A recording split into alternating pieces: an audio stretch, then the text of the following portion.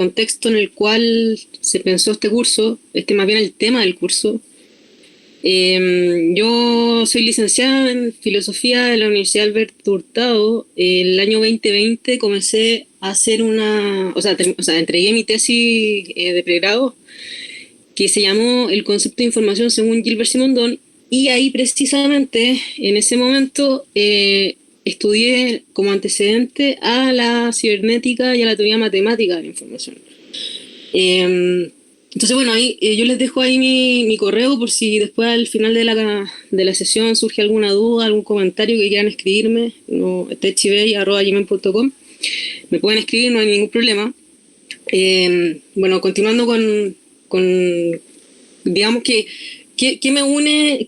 ¿Por qué creo que la informática y la cibernética pueden aportar a la transformación digital? Eso lo vengo pensando desde que salí de la universidad hasta que entré también a un diplomado en la Universidad Católica de Filosofía y Experiencia de la Transformación Digital, que estoy cursando actualmente. Y bueno, durante la presentación vamos a ver cómo se vinculan esos dos ámbitos: la teoría matemática, la cibernética y la transformación digital que se está guiando actualmente. Bueno, y ahora actualmente voy a empezar un doctorado en filosofía en la Universidad Nacional de Córdoba, Argentina, con el concepto de información en la era digital. Como hacer una revisión de los conceptos principales, donde también está la informática, está la cibernética, y bueno, hay otros autores más, dentro de los cuales está también Gilbert Simondon, que lo vamos a ver en la tercera sesión. Entonces, ahora les quisiera presentar las sesiones. Bueno, la primera sesión, como aparece en el PowerPoint, si es que no está pasando las diapos, por favor avísenme. Aquí la primera sesión vamos a ver, bueno, la primera y la segunda, vamos a ver autores que son de la segunda mitad del siglo XX y que hablan de temas como información y comunicación. Entonces, el año 1948, Shannon y Weaver, Claude Shannon y Warren Weaver, nos presentan la teoría matemática de la comunicación con los conceptos que van a ser información y probabilidad. Eso lo vamos a ver hoy en la sesión de hoy. Luego, la segunda sesión, que sería el próximo lunes, vamos a situarnos en dos momentos de la cibernética. La primera cibernética, de la mano, o liderada más bien, por Norbert Wiener, en el año también 1948, con los conceptos de información también tiene una noción diferente a la de la teoría matemática de la información, y también con una noción que es muy relevante, que es la noción de feedback o retroalimentación. Y después, en un segundo momento, vamos a hablar de la segunda cibernética, con los conceptos de autopoiesis y autoorganización, principalmente desde dos autores que yo me centro acá, Varela y Maturana. Hay otros autores como von Foster entonces, la tercera sesión, que es la última sesión, vamos a ver las críticas que tiene Gilbert Simondon a la teoría matemática de la información y a la cibernética. Y a partir de eso, y esas críticas están enmarcadas en lo que se denomina como la axiomática general de las ciencias humanas. Entonces, a partir de eso vamos a ver dos casos para intentar cómo pensar cómo la cibernética y la informática o la teoría matemática de la información se pueden aplicar a la transformación digital que estamos viendo actualmente. Y un caso es sobre la realidad virtual y las redes sociales con la noción de feedback. Y un segundo caso sería con los sistemas, con los drones y los sistemas artificiales con el concepto de autorregulación. Bueno, entonces, ¿qué vamos a ver hoy?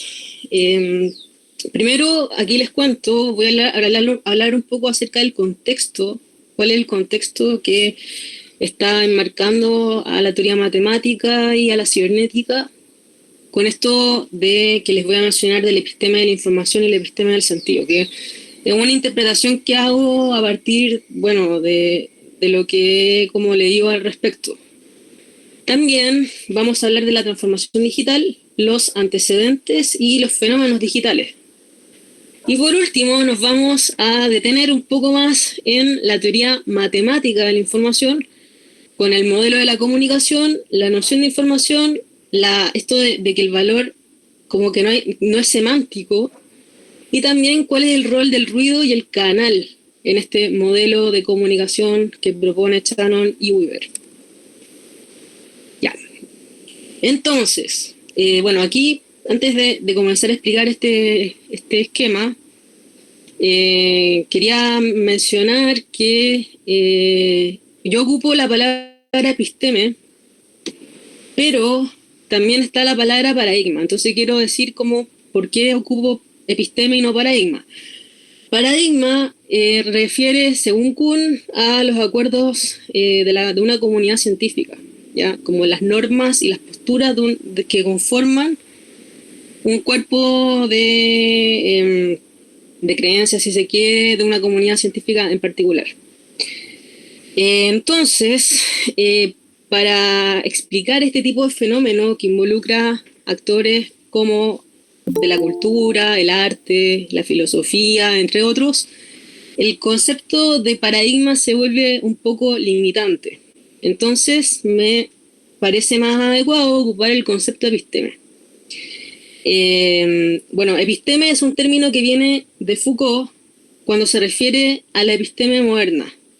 Y actualmente este término es utilizado por un filósofo argentino que se llama Pablo Manuel Rodríguez, que escribió Las palabras de las cosas, para referirse a una nueva episteme que vendría después de la episteme moderna. Entonces, la episteme la podemos entender como los códigos fundamentales de una cultura, ¿ya? Y aquí Rodríguez lo señala de la siguiente forma, dice, cito, un conjunto indefinido de relaciones son vínculos complejos y numerosos, pero también precisos. Los códigos de estos códigos fundamentales de una cultura, suponen no solo un estado de las ciencias, sino también su relación con la filosofía y otros discursos, cosa que el paradigma no refiere. Entonces, esta es una característica que distingue la episteme del paradigma, pues este último refiere solo a las ciencias, mientras que la episteme es mucho más transversal. Y con nueva episteme o episteme posmoderna, como menciona Rodríguez, se refiere precisamente a la apertura hacia nuevas configuraciones o códigos, una episteme que guía nuestra contemporaneidad con autores como Guattari, Sloterdijk, Foucault, Lyotard, Deleuze, Simondon, entre otros, por ejemplo, los que aparecen al lado izquierdo en la episteme de la información, en la pantalla.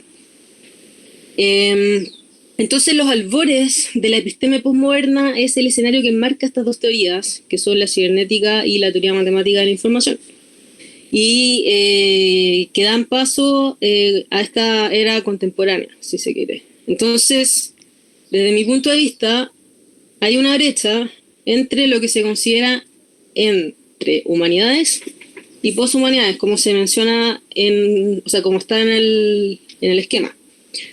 La nueva episteme que propone Rodríguez estaría comprendiendo a los estudios poshumanos, dejando atrás el vínculo con el sentido y la semántica, que estaría en el lado derecho del esquema, con la episteme del sentido.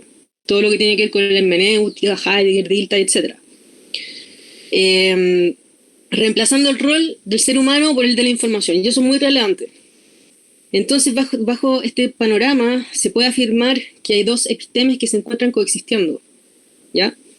Por un lado está la episteme del sentido, como lo mencionaba anteriormente, y por el otro está la episteme de la información. Ya, esto es una interpretación es como una lectura que hago yo con respecto a cómo encasillar, digamos, estas teorías.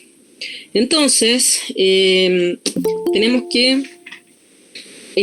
aquí yo pongo algunas teorías, por ejemplo, pueden haber otras también. Está Luciano Floridi con la semántica de la información, que habla de datos con significado, datos bien formados con significado, con semántica. Luego está Kittler con el materialismo de la información, Aquí cuando Kittler dice que hay que erradicar el sentido o el espíritu de las humanidades, por ejemplo. Y en naranjo es lo que me interesa en esta presentación, que es la teoría matemática de la información con Shannon y Weaver, la cibernética con Wiener y Simondon con la axiomática general de las ciencias humanas. Entonces, bueno, Pablo Rodríguez menciona que la teoría matemática de la información se integra en el contexto de la cibernética, ya que el proyecto de la teoría matemática pretende difundir los avances de la cibernética. Por tanto, es posible apreciar que tanto la teoría matemática como la cibernética colaboran. Sin embargo, mantienen algunas diferencias que vamos a ver en la siguiente sesión. La aparición de la teoría matemática, como pueden ver ahí en la presentación, se remonta al contexto de la Segunda Guerra Mundial. Entonces, se podría decir que el hito que transformó las telecomunicaciones a finales del siglo XX fue la aparición del Internet. Con ello, y más posterior, la creación de las redes sociales. Sin embargo, ahora me voy a centrar en dos antecedentes. Por una parte, el contexto de la Segunda Guerra Mundial y por otra parte, la teoría matemática y también la cibernética.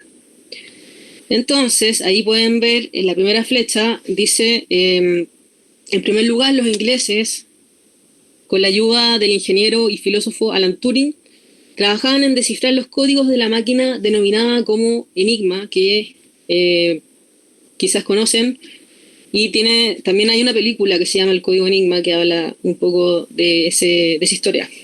Entonces, Enigma fue una máquina de cifrado y descifrado de mensajes que los alemanes construyeron en el contexto de la Segunda Guerra Mundial. El objetivo de los ingleses era decodificar las instrucciones de los nazis. Más tarde, y en segundo lugar, la segunda flechita, están los estadounidenses que crearon ARPA, que inició sus operaciones en 1958, cuyo motivo principal fue aportar al desarrollo del área militar. Entonces, al desarrollo tecnológico. A propósito de la primera cuestión, comenta Rodríguez, y aquí cito, los mensajes encriptados conducen al campo de las telecomunicaciones y de hecho lo conecta a la cuestión matemática de Turing y de von Neumann, cierro comillas. Turing, como se venía mencionando, fue un ingeniero que contribuyó a la construcción de la primera computadora inglesa. Por otra parte, von Neumann hizo lo mismo con la computadora norteamericana, que tuvo repercusiones en el ámbito bélico con la bomba atómica. Entonces, en este contexto aparece Claude Shannon, ingeniero de los laboratorios Bell, que trabajó en la compañía telefónica AT&T, como aparece en la diapositiva, y también está Warren Weaver, biólogo e informatólogo, que son los representantes de la teoría matemática de la información, conocida como informática, como teoría de la información, como teoría estadística de la información, etc. Entonces, en el 48 fue que Shannon publicó un artículo que se llamaba Una teoría matemática de la comunicación, que luego en 1949 lo incluyeron en un libro que sacó con Weaver, y Weaver, su parte se llamaba La reciente contribución a la teoría matemática de la comunicación. Entonces voy a leer esta cita que aparece en pantalla. Bueno, Shannon había trabajado en el desencriptamiento de mensajes antes de retomar las investigaciones de Nimitz y Hartley sobre los códigos y las señales de transmisión. Shannon estableció un primer corte importante con esos estudios que analizaban los códigos y las señales a partir de la selección de símbolos con la misma probabilidad de aparición. Para descifrar un mensaje cuyo código no se conoce, es necesario ser muy preciso en la identificación de ciertos patrones de aparición de los símbolos. Así, Shannon llegó a la conclusión de que debía aplicarse el cálculo de probabilidades a la medición de la información que habían concebido Nimitz y Hartley. En definitiva, los símbolos a descifrar eran como las moléculas de gas de la termodinámica. No se puede saber la posición de cada una, sino inferirla a través de la posición de algunos otros. Entonces Shannon propone, como veremos más adelante, que la comunicación se produce de una transformación, de una transferencia lineal de un punto a otro punto. Como se piensa siempre en el contexto en el que se estaba pensando esto, desde las telecomunicaciones de la época, por ejemplo el teléfono. Entonces, tanto para la teoría matemática como para la cibernética, con sus nociones de retroalimentación, autorregulación, son teorías que serán retomadas años más tarde por autores como Gilbert Simondon, del cual vamos a hablar la última sesión, dando cabida a reflexiones de la interacción entre sistemas naturales y sistemas artificiales, que resaltan espacios tecnológicos, como lo que se enmarca desde, o lo que se empieza a gestar desde la aparición del Internet y la transformación digital que se ve de manera acelerada, si se quiere. Entonces, ya que estoy haciendo referencia a la transformación digital, volvamos al esquema del comienzo. En el mismo esquema, sin embargo, haré la última parte, que es como el resultado, tenemos fenómenos digitales, que son esos tres que me interesan, porque los vamos a ver en la última sesión. ¿Y cuáles son? Son el Big Data, el Internet de las Cosas, que sería IoT, y la realidad virtual. Entonces, partamos con el primero, la categoría de Big Data, y aquí cito un artículo que publiqué hace poco, el 2021, dice: en tanto repositorio que se centra en el análisis, almacenamiento y la acumulación de gran cantidad y volúmenes de datos producidos por y sobre las personas, cosas o relaciones entre ellas. Y aquí estoy haciendo referencia a un texto de Morales. Entonces, este Big Data empieza a formar, digamos, como a materializar, a registrar, a almacenar todos los datos, toda la información. Entonces, por eso es importante de tenerlo en consideración en una primera instancia. Luego, la categoría de Internet de las Cosas sirve para referirse al sistema en el cual los artefactos técnicos se conectan, a Internet por medio de los sensores, lo que permite al artefacto recolectar datos y luego hacer uso de ellos. Ya, esto es como, por ejemplo, si bien no es tan así, pero un ejemplo podría ser, porque le falta un poco de conexión, digamos, de interconexión, pero podrían ser los relojes inteligentes, que a partir de datos que uno le entrega al celular y a partir de los datos, digamos, como de la salud, recobran y hacen análisis de datos, y todo esto está conectado mediante Bluetooth. Entonces, esto nos lleva a pensar también en la interacción que hay entre el sujeto, yo, Tamara Echeverry, y la tecnología. Y en ese contexto es preciso hablar un poco de lo que se conoce como realidad virtual. Y aquí cito también ese mismo artículo que dice que Horrocks, un autor que estudia McLuhan, define realidad virtual, según McLuhan, como la condición ontológica y epistemológica de un como si. Entonces, esta experiencia del como si puede verse intensificada por la calidad y la cantidad de la información, lo cual presenta una conexión con los estímulos perceptivos que el usuario vive y experimenta condicionado a su dispositivo digital. Y aquí, en este fenómeno, a mí me interesa rescatar el punto del feedback, que lo vamos a ver en la tercera sesión, precisamente porque, bueno, no quiero adelantar, pero es como que, digamos que el feedback, como lo expresa Norbert Wiener, se puede aplicar muy fácilmente al tema de la realidad virtual, porque con el dispositivo digital uno tiene la capacidad de interactuar con un mundo que es virtual, que no es real en cierto sentido, pero que se simula como tal. Y ahí estaría el cómo sí, del cual habla Horrocks hablando de McLuhan.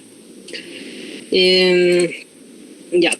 Entonces ahora me gustaría... y ahí está la figura del Wi-Fi, porque yo pienso que todos estos fenómenos se dan gracias al Internet, como que ese es el hito que marcó la diferencia con esta transformación digital. Entonces ahora voy a pasar a hablar, a profundizar en algunos aspectos de la teoría matemática de la información. Bueno, primero vamos al modelo de comunicación. Como les venía comentando, la comunicación es una transferencia de un punto a otro punto, si se quiere, más adelante lo vamos a ver con Jacobson, pero de un emisor a un receptor, en la cual Shannon y Weaver dicen lo siguiente: reproducir de un punto, ya sea exactamente o bien aproximadamente un mensaje seleccionado en otro punto. Entonces, ahí bueno, pueden ver que la primera imagen, que la saqué de un artículo de Piccinini y Scarantino, está en inglés, como pueden ver, y bueno, rescata esto de la linealidad. Y la segunda está en español, es una adaptación también de un texto de Emiliano Campoamor. Entonces, aquí decir que este modelo de comunicación tiene 5 partes, que son las que ven ahí en su cuadradito. Tenemos una fuente de información que produce un mensaje que será luego comunicado a un receptor. Tenemos un transmisor que se encarga de adaptar la señal para su futura transmisión por el canal. Después tenemos el canal, que es el material responsable de sostener la señal de información. El receptor, que reconstruye el mensaje de la señal. Y tenemos el destino, que es la persona o objeto a la cual llega el mensaje, aquella señal. Entonces, ahora paso al siguiente esquema.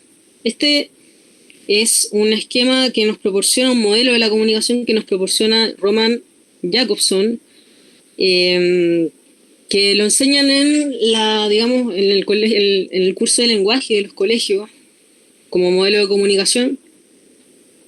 Y aquí resulta algo muy particular, que Roman Jacobson, habían unas conferencias en aquella época, en la época de Shannon, etcétera, que se llamaban las conferencias Macy, y Jacobson estuvo presente, digamos, de la exposición de Shannon cuando expuso ese modelo de la comunicación, y se vio como bien contento con su producción, según cuentan.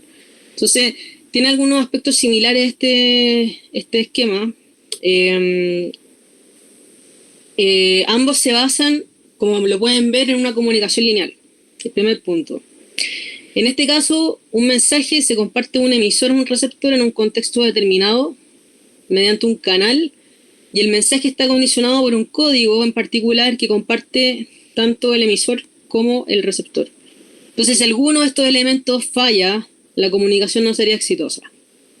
Sin embargo, Jacobson pone atención, igual que en la teoría matemática de la información, en la relación emisor-canal.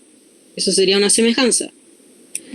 Aquí, comparando los dos modelos, tenemos que una diferencia fundamental entre estas dos figuras que aparecen en la pantalla es que consiste en el rol del ruido, que es lo que aparece con el círculo naranjo en la primera figura. Ahora bien, para la teoría matemática de la información, esa premisa es esencial, el ruido. Pues, digamos que una señal es señal en la medida que se distingue el ruido. Entonces, y aquí cito a Terranova, la información es así solo porque muestra algún patrón de redundancia y frecuencia que permite que un canal lo distinga del ruido. Es decir, la información está en función de la relación señal y ruido. Y Terranova sigue diciendo, como lo establece explícitamente la teoría matemática de la información no implica significado, sino solo patrones estadísticos de redundancia y frecuencia, una modulación de señal a ruido. Entonces, por ejemplo, el canal tiene la responsabilidad junto con el transmisor de decodificar lo que nuestros oídos interpretan como ruido en una señal más limpia y accesible para al final para la comprensión humana. Entonces, ahora ya que tenemos el modelo de comunicación, voy a centrarme en el concepto de información. Entonces, este concepto de información sería o estaría visto como una probabilidad estadística, que significa la selección de un mensaje por sobre un conjunto finito de mensajes. Es decir, la información es una magnitud, es cuantificable y se asocia con la incertidumbre. En palabras de Simondon, y aquí leo la primera cita que aparece en el Power, para ellos, la teoría matemática de la información corresponde a lo inverso de una probabilidad. Si se envía un mensaje, si se procura uno, es porque el estado del objeto no es conocido. Es decir, si la transferencia de información de una emisora a un receptor se conoce con anterioridad al estado de la recepción, la información sería nula. Mientras más certeza se tenga de lo que se va a recibir, menor es el valor informativo del mensaje. Entonces aquí leo la siguiente cita que aparece al lado derecho, que es una cita que aparece en un texto que se llama Historia de la Información, de Pablo Rodríguez, que dice lo siguiente: medir matemáticamente la información es medir la incertidumbre asociada al productor de una fuente de mensajes. Por lo tanto, el concepto de información no se aplica a los mensajes individuales, sino a todas las señales emitidas por una fuente. Dicho de otro modo, son las propiedades estadísticas de la fuente las que marcan cuánta información hay en un conjunto de mensajes. Ya, entonces aquí vemos que hay una relación entre incertidumbre y información que es directamente proporcional. Ya, es decir, a mayor incertidumbre, mayor información, o mayor información, mayor incertidumbre. Dicho de otro modo, algo que depende de la ocurrencia, algo que depende de la improbabilidad de su ocurrencia. Entonces, aquí me voy a referir a un artículo que sacaron Roberto Rubio y Pablo Manolo Rodríguez en una revista que se llama Coherencias, el año 2020, que dice que Shannon expresa en una forma matemática que cuantifica la incerteza indeseable del sistema de la comunicación. Esta fórmula está articulada desde la simpleza de una base binaria. La fórmula indica que en el caso de que el conjunto de mensajes elegibles sea 2 y ambos sean igualmente probables, es decir, sean X probables, el valor de información será 1. Entonces, siguiendo esa lectura, esta como perspectiva, digamos, como de cantidad, de magnitud que tiene la teoría matemática de información, Simondon nos dice lo siguiente, dice: por eso es posible presentar la cantidad de información como el logaritmo negativo de P, siendo P la probabilidad del estado de la fuente. Es decir, el punto está puesto en los aspectos estadísticos de la fuente de emisión de información con respecto al mensaje que se transmite en el receptor. Shannon y Weaver entienden por información como aquella magnitud probabilística que sirve para controlar y describir los sistemas de comunicación. Entonces, esta cantidad, la unidad, mejor dicho, que mide aquella información es la medida logarítmica, es decir, en base 2, que se expresa en dígitos binarios o bits. Ya, y para aquí les tengo un ejemplo. Tenemos dos casos. El primero muestra esta, ¿cómo se podría decir? Como este pasaje, este cuento de Poe, del cuervo, que dice nevermore, nunca más. Y el segundo caso sería el de lanzar una moneda, ¿ya? Una moneda con cara de cruz. Entonces, tenemos que el primer ejemplo no nos da información porque nosotros sabemos de antemano qué es lo que va a decir el cuervo. Nunca más, o nevermore. En cambio, el segundo caso sí nos da información, digamos que hay un valor informacional que está actuando aquí, dado que cuando yo lanzo la moneda puede ser cruz o puede ser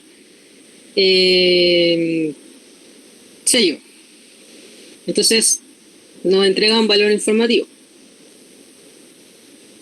Ahora, hay otro aspecto de esta teoría matemática de la información, que es el valor semántico, o más bien el cero valor semántico que tiene esta teoría.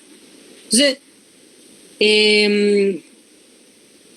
la información representa, o sea, la información no representa ni manifiesta valor semántico, y esto lo dice Piccinini y Escarantino en un artículo que publicaron en el 2011, en donde dicen que los mensajes, el flujo informacional transporta información simplemente como estructuras seleccionables y físicamente distinguibles asociadas con probabilidades dadas. Es decir, la información expresa una cantidad que puede ser valuable, que era algo que ya estábamos viendo, y el objetivo de la comunicación en la teoría matemática de la información, según Terranova, es establecer un contacto entre el emisor y el receptor al excluir toda interferencia o ruido. La comunicación es una señal enviada a un compañero en un entorno hostil, y el entorno hostil sería este entorno con ruido. Entonces aquí hay una mención que realiza Shannon y Weaver en una teoría matemática de la información, en la cual dicen: a menudo los mensajes tienen significado. Estos aspectos semánticos son irrelevantes para el problema de la ingeniería. El aspecto significativo es que el mensaje real es uno seleccionado entre un conjunto de mensajes posibles. Ahora, para ir cerrando, para llegar a los 35 minutos y no extenderme más, les voy a hablar un poco acerca del ruido y el canal, que era un tema que mencioné al momento de hablar del modelo de comunicación. Que si se acuerdan, allá en el modelo de comunicación había un cuadradito que tenía como nombre ruido. Entonces, el ruido es interferencia o distorsión de la señal que se envía a un emisor o un receptor. Ricardo López, en un texto que se llama Crítica de la teoría de la información, señala que es propio del proceso de transmisión de una señal que se agreguen hasta ciertas cosas que no son proporcionadas deliberadamente por la información, por la fuente de información. Entonces, López lo denomina como aditamientos indeseados, que se pueden presentar como distorsiones de sonido en telefonía, por ejemplo, o estáticos en la radiotelefonía, o distorsiones de la forma o sombrado de una imagen en la televisión, o errores de transmisión también en la telegrafía o facsímil. Todos estos cambios en la señal pueden ser llamados ruidos, ¿ya? Entonces, aquí voy a volver a una cita que es de Terranova, que es la que aparece en la pantalla. O sea, que nos demuestra que algo muy relevante para que la información sea información es precisamente el ruido. Entonces, dice, la información sea información solo porque muestra algún patrón de redundancia y frecuencia que permite que un canal lo distinga del ruido. La información implica solo patrones estadísticos de redundancia y frecuencia, una modulación de señal a ruido.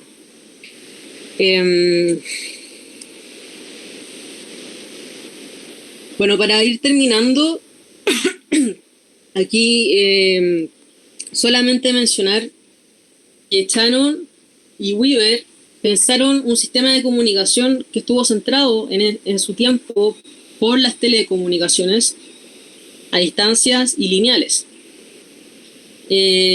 como son las telecomunicaciones, las comunicaciones telefónicas.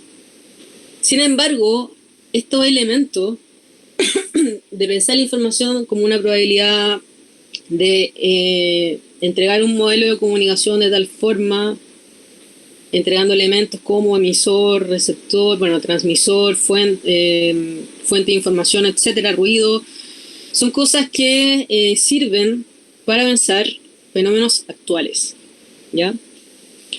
Y eso es como algo que vamos a ir viendo mejor en la última sesión. Ahora solamente los dejo invitados a la próxima sesión. Bueno, y va a haber un momento de discusión obviamente ahora, pero los dejo invitados para la próxima sesión para que hablemos un poco acerca de la cibernética de primer orden con Norbert Wiener. Yo voy a hablar, bueno, Norbert Wiener es como la cabeza de esta cibernética, y la cibernética de segundo orden yo me voy a centrar en Varela y Maturana para para, para hablar de esos temas la siguiente sesión. Ya, entonces...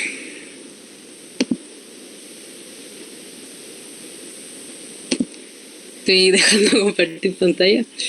Y ahí está. Y ahora puedo ver a todos, qué bueno. Bueno, Tamara, muchas gracias por tu presentación. Muy interesante todos esos antecedentes. Bueno, quería abrir el espacio para que ustedes también planteen preguntas, pero para abrir la discusión, quería plantearte una pregunta con respecto a un concepto que dejaste casi al principio de tu presentación, que, que me gustaría que ahondaras más para comprender a qué va el concepto, que es la idea de las poshumanidades en comparación cómo finalmente, si entendí bien, todas estas transformaciones a las que aludes tú y que vas a aludir a lo largo de las sesiones dan como espacio a la transformación hacia este como idea de las poshumanidades. Entonces quería que ahondaras en eso, por favor. Sí, muchas gracias, Tomás. Bueno, a ver, deja de pensarlo para organizar la respuesta. Eh, las poshumanidades, digamos que reaccionan a la crisis de las humanidades que se está viviendo actualmente, bueno, digamos un poco más atrás. Y lo que propone las poshumanidades es que es un poco lo que propone la episteme postmoderna de Pablo Rodríguez, es, ya, tenemos unas humanidades con el ser humano como foco, como centro, de, digamos, de comprensión del mundo, etcétera. Y lo que proponen las poshumanidades es erradicar el ser humano, o más bien no erradicarlo, sino como desplazarlo y incorporar, o sea, digamos como acoger el concepto de información. ¿Ya? El concepto de información, el concepto de organización, el concepto de sistema. Digamos que todo esto que tiene que ver con la inteligencia artificial y que se construyó a partir de la transformación digital. ¿Ya? Entonces, esto está muy ligado, las poshumanidades. Por ejemplo, una autora que habla acerca de eso, Braidotti, eh, las poshumanidades están muy ligados a esto que mencioné en una de las primeras diapositivas, este esquema que aparecía como episteme de la información, episteme del sentido, eh, porque porque las poshumanidades van, digamos, ancladas a una nueva episteme.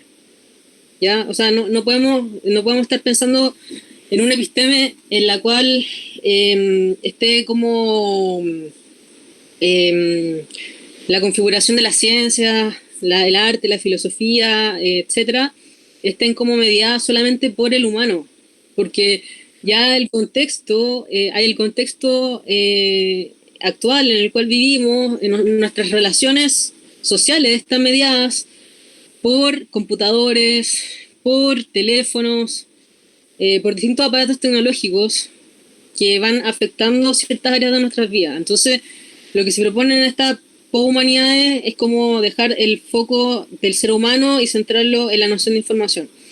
Ahora, eh, eso es como más bien el planteamiento así como brevemente. Yo igual soy bien crítica un poco de las poshumanidades, en el sentido en que creo que la esfera del sentido, no como semántica, así como digamos como la hermenéutica, etcétera, o Heidegger, Dilthey, no, sino que como orientación, ¿ya? Tiene que incorporarse dentro, si pensamos en una conceptualización de información. Por ejemplo, no podemos hablar de una conceptualización de información sin incorporar ese plano de sentido o de orientación que es tan propio de los sujetos y al final los sujetos siguen existiendo. O sea, erradicar el sentido o erradicar el ser humano de la esencia humana, yo pienso que es como algo muy extremista. Pero bueno, esa desde mi perspectiva. Entiendo como finalmente, como este nuevo paradigma y esta nueva apertura que finalmente pone como un poco en crisis la centralidad del ser humano como dotador de sentido de los fenómenos que están pasando. ¿Alguien más quiere plantear alguna pregunta?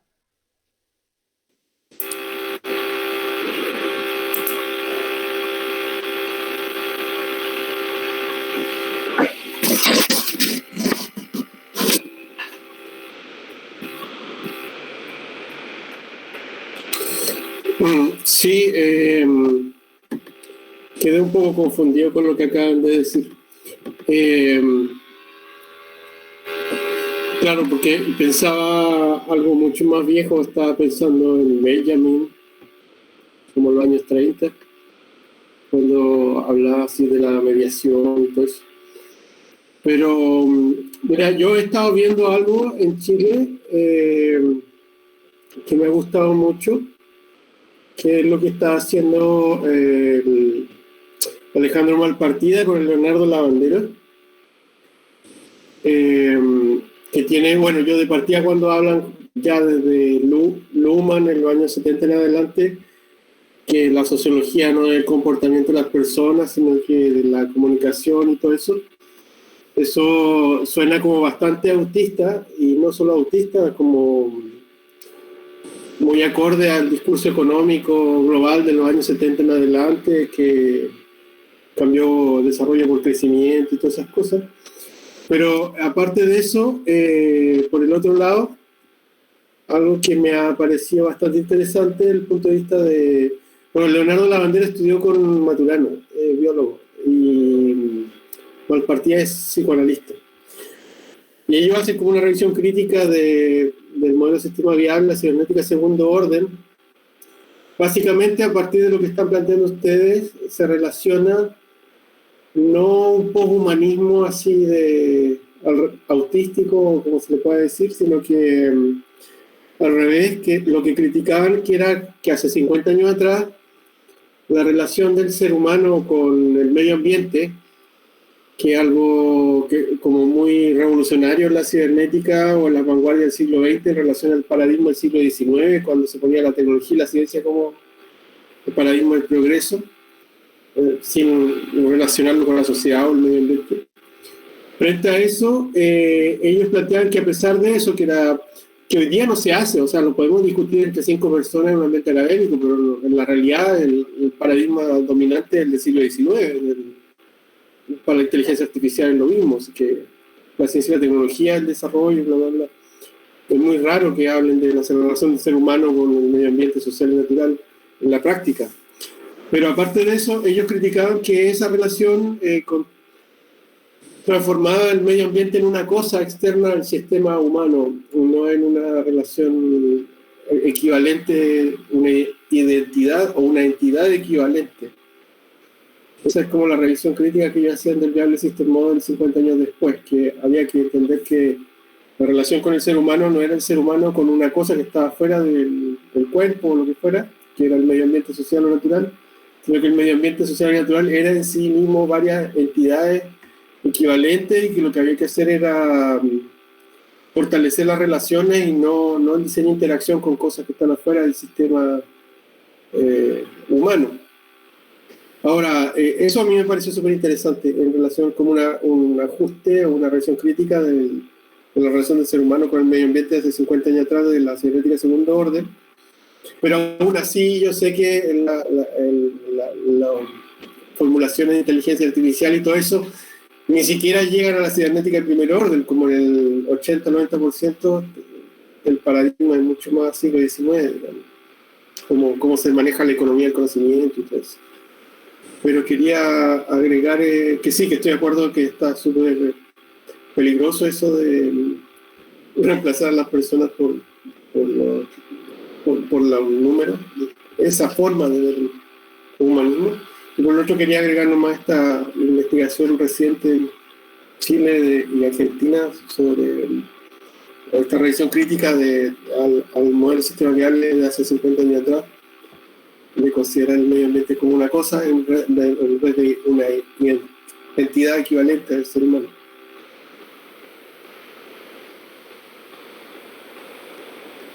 Muchas gracias, David, por los comentarios. Me A mí me sirve mucho porque, bueno, yo estoy actualmente investigando sobre el concepto de información en la era digital y una de las cosas que tengo claras es que tengo que buscar una forma de que haya una coexistencia entre lo que yo denominé como episteme de la información y episteme del sentido.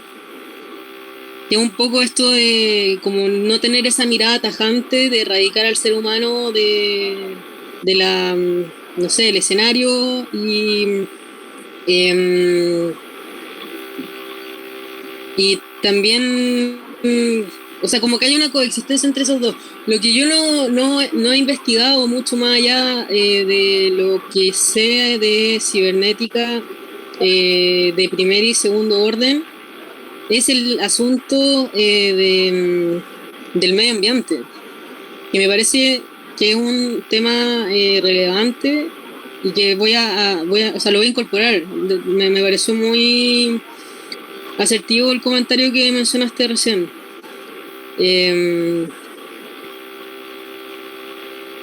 Eso con... Por si acá, gracias. Sí, Espera, disculpa que te interrumpa. Por si acá, lo del medio ambiente ya estaba en la discusión de los años 40. sí.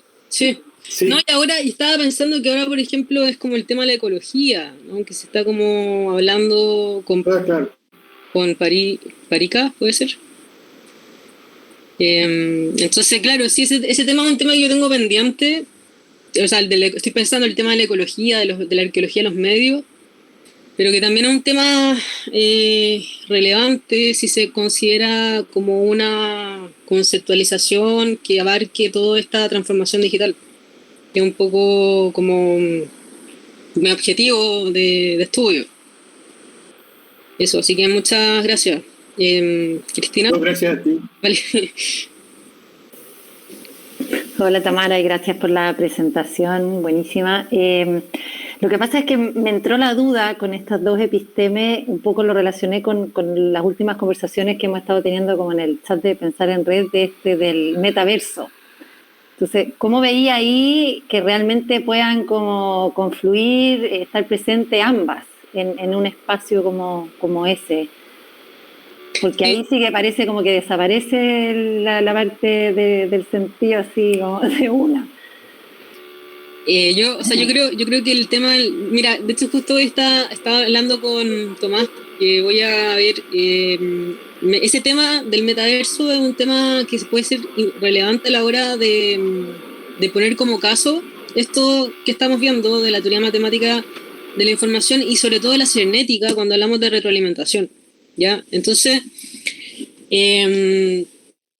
yo el tema del metaverso yo lo veo desde la epistema de la información. Ahora, así como, porque igual es una interacción que es virtual, igual se sabe poco el tema, no es algo que tengamos como, que ya estemos como viviendo con eso o conviviendo con ese tipo de información. Es una información que es distinta a la información digital o si se quiere que se provee desde una pantalla. Ya aquí la información es algo más como, o sea, como que te genera un grado de inmersión que con la pantalla no ocurre, por lo menos biológicamente, con los canales sensomotores, etcétera. Pero yo creo que si hay que posicionarlo dentro de uno de los dos epistemes, sí o sí, episteme de la información, o como lo menciona Manolo Rodríguez, nueva episteme o episteme postmoderna. Va por ahí. ¿Pero le ves algún espacio a la otra episteme en ese lugar o no? ¿O no le verías ningún espacio? Y lo que pasa es que el otro episteme igual habla del sentido, pero el sentido tiene que ver con la configuración en la cual un ser humano o el sujeto representa el mundo, ¿ya? Y con representación ya estamos quedando un poco atrás, porque la información que estaría del otro lado estaría actuando mediante operaciones y ejecuciones, ¿ya?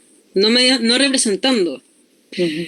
Entonces, pero yo cuando hablo de sentido, y esto lo hablé un poco en un artículo que se publicó hace poco, cuando hablo de sentido también me refiero a la orientación, ¿ya? Es como al cauce o a la orientación que le da la información, el sujeto a la información. Entonces, igual Mira, yo nunca he estado en una experiencia virtual con un dispositivo integrado, etcétera. Por tanto, me cuesta como un poco, como hablar un poco, solamente lo puedo hablar desde la perspectiva teórica de lo que leí, etcétera. Pero igual hay un rango de imaginación, ¿ya? Que ya no sería una imaginación humana, sino como una imaginación maquínica, ¿ya? Que está operando en esa experiencia virtual. Entonces no es solamente como que, digamos que el dispositivo te entrega información y la información actúa sobre ti. Tú estás percibiendo, interactuando de una manera específica, de acuerdo a tu forma de ser o tal vez hasta tu identidad. O sea, lo que, por ejemplo, si una persona percibe cierta información, va a ser distinto a lo que percibe otra persona, aunque sea la misma información. Son experiencias distintas, que tienen que ver también con la experiencia que uno tiene o con la cual se ha conformado y construido a partir, digamos, de toda la vida. Por ejemplo, me pongo, o sea, te doy un ejemplo de un capítulo que no me acuerdo el nombre, pero un capítulo de Black Mirror, que es este capítulo en el cual el sujeto va como a una casa del terror, que se supone que está como que lo meten a un sistema virtual y el juego está diseñado de tal forma que te van apareciendo cosas que a la persona le resulta así, le da mucho miedo, ¿ya? Entonces como que el juego está adaptado a ti. Entonces, a eso me refiero que esa experiencia, esa orientación que uno le da a la información, eso también está coexistiendo la episteme de la información y al mismo tiempo también está coexistiendo el episteme del sentido. Yo lo veo así, aunque hay harta gente que cree lo contrario. Súper, gracias.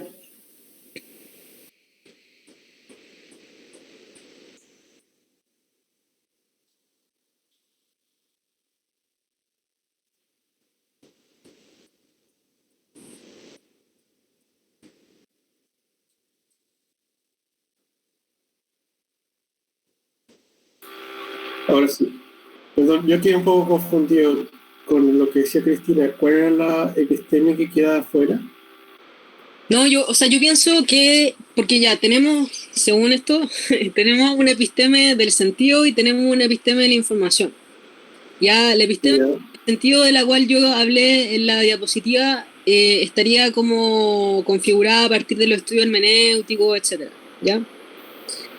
La episteme de la información estaría configurada a partir de los estudios de la segunda mitad del siglo XX, con la teoría matemática, la cibernética, la axiomática general de la ciencia humana, entre otras, ya Floridi, etc.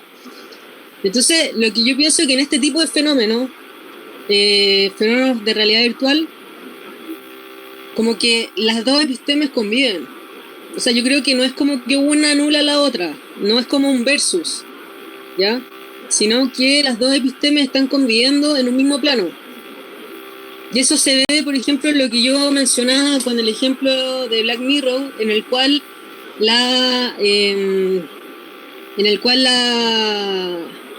la experiencia que vivía este sujeto está adecuada a sus propios traumas. Porque, por ejemplo, no sé, pues este sujeto le tenía miedo a la araña, entonces apareció una araña enorme en una casa en la cual él interactuaba. Era una casa que tenía como distintos utensilios y cosas por el estilo, y lo que hacían era como recrear una vivencia que el sujeto él iba a como experimentar terror, ¿ya? Estaba destinada a eso, esa casa del terror.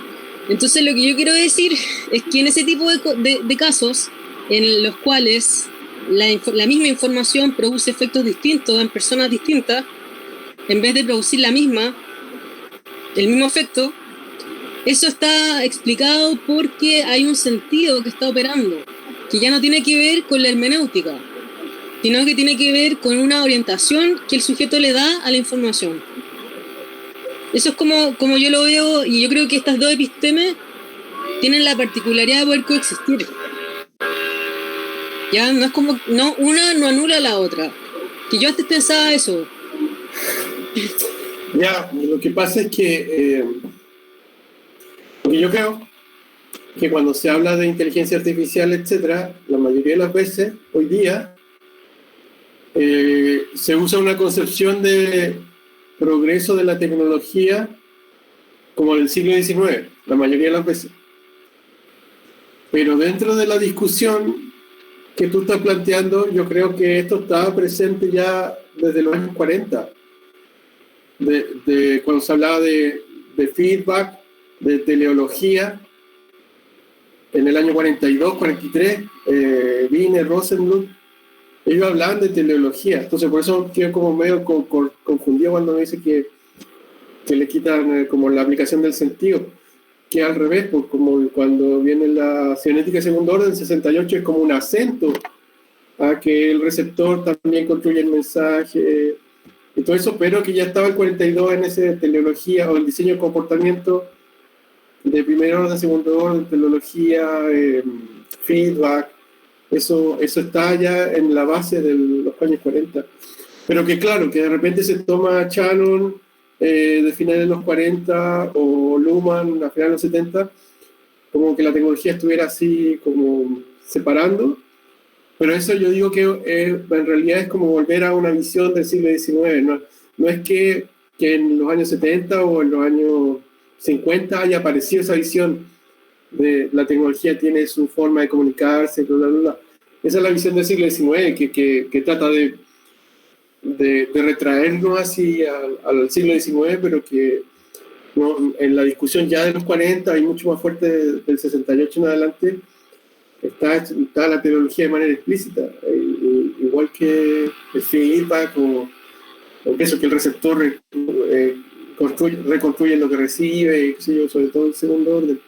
Sí, sí, es que bueno, de hecho ese ejemplo, el del metaverso, que partimos hablando de eso, lo dábamos a partir, o sea, es como, bueno, yo lo voy a dar a partir en la tercera sesión para hablar específicamente del concepto de retroalimentación, de feedback. Entonces, de Norbert Wiener. Entonces, por ahí va como el tema, lo que preguntaba Cristina, era con respecto como cuál era el rol de las epistemes en este tipo de simulaciones.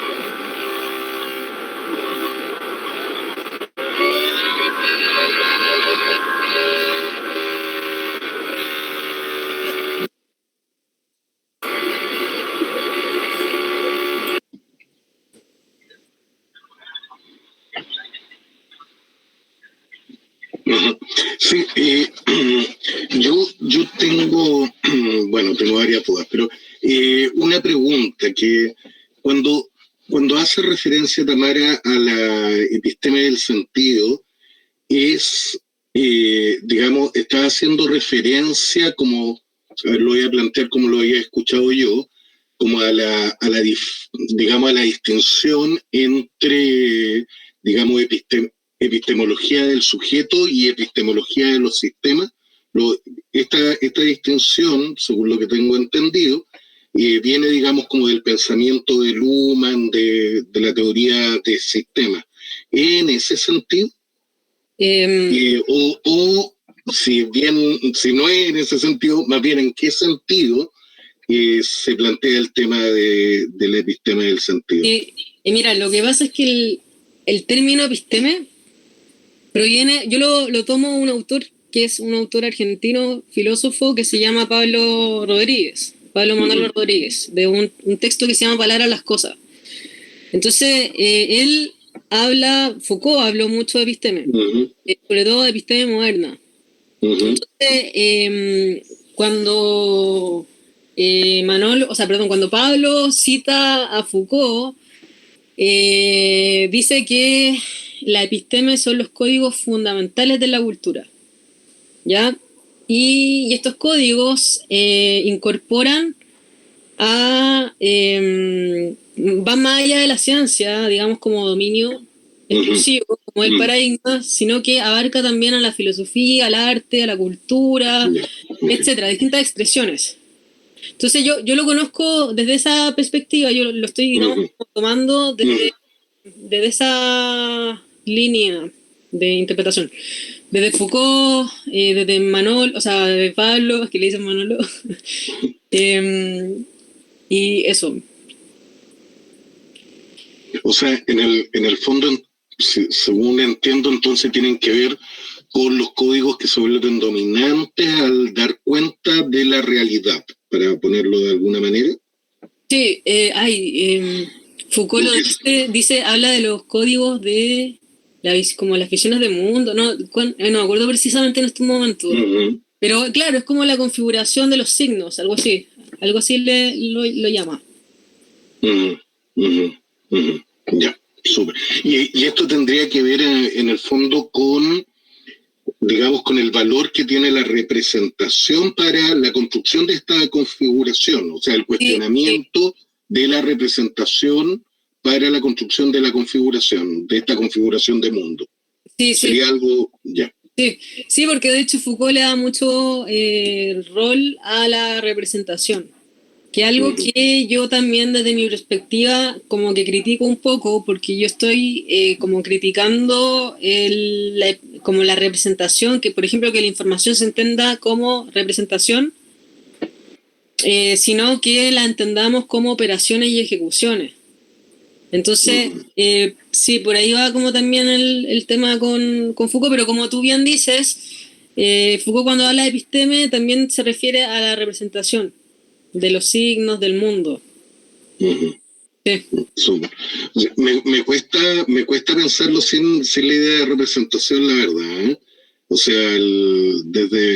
sea, claro, porque el sentido uno lo puede entender como significado, digamos, y como dirección. O sea, y tú haces referencia o marcas digamos, como el segundo sentido del pero me cuesta, digamos, pero ya, está bien, digamos, o sea, es una dificultad de uno. Como pensar, o sea, la construcción de la imagen, de una imagen y supone ciertas competencias del intérprete, que uno lo puede, que independiente de la idea de sujeto único o sujetos diversos, si nos ponemos como postestructuralista y toda la cosa, igual todavía hay un sujeto, o sea, me cuesta abandonar la idea de sujeto en esta, digamos, reconstrucción de la información, para ponerlo, pero bueno, es solo comentar mi dificultad. Muchas gracias. Muchas gracias, Daniel.